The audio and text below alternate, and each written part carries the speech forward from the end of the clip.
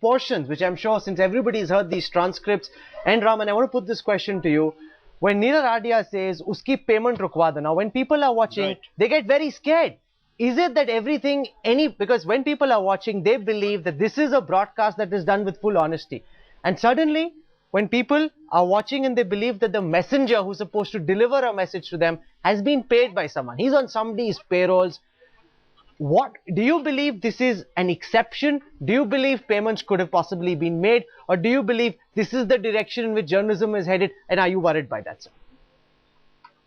I'm glad you asked me this question, because having come out clearly and hard at what Veer and Barkha have done, I want to make it absolutely clear that I'm not one of those who believes believe that there's been any monetary transaction. Nobody thinks that Barkha is corrupt.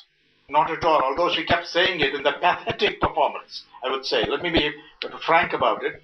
Nobody believes that. I don't think Open Magazine suggested it. I don't think Outlook, Vinod Mehta for a moment believes that. And we haven't said it about Veer either. By the way, to be fair to Prabhu, I've read the transcript, or the excerpt from the transcript that is reproduced in his blog.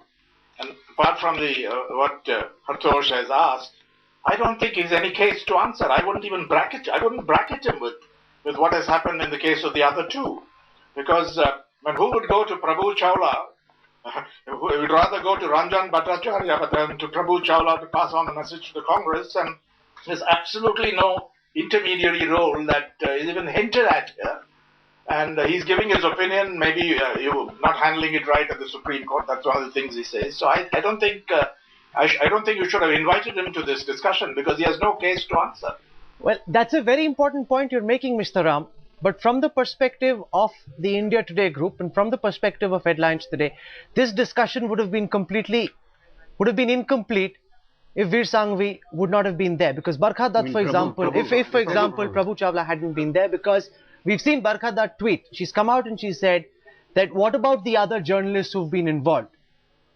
Why are they not being asked questions? Which is why Prabhu is here. He's taken those questions head on to put his case forth. And we're not taking sides. It's for viewers who are watching this to really come to a conclusion on what they believe is correct or not. Rahul, let me explain, because I admire Ram personally, but I don't know whether advisory role, if he comes to what Ram kind of advising to Sri Lankan government and whatnot. I don't want to get into that question, because all of us in our friendship do a lot of things.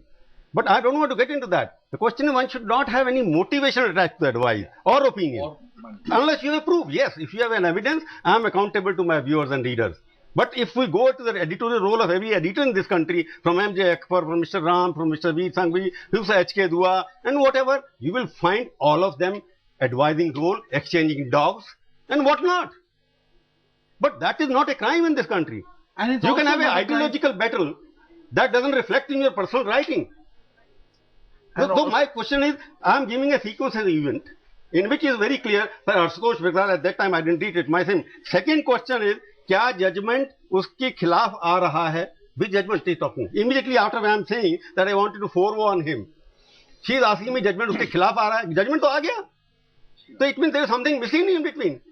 So this torsion of tape, I don't want to get it. If I have sent to usko forewarn karne wala, she is asking me judgment khilaf aa raha hai, jo already aa chuka uske khilaf. So there is some kind of a disconnect between it. It's my opinion. I am right to hold an opinion. If Mr. Ram writes on the front page advising this government to do this, not to do that, it is my right to say that these brothers are fighting. They are causing damage to the country in terms of natural resources. It's my right. How can you take away that right from me and attach motive to that and bring in something extraneous factors? I called him on that day. I sent him an SMS. As a prominent editor, I respect him for his objectivity, because he takes the call. He did not take my call. He did not return my SMS. And kind of response I sent to his reporter, that was also not carried.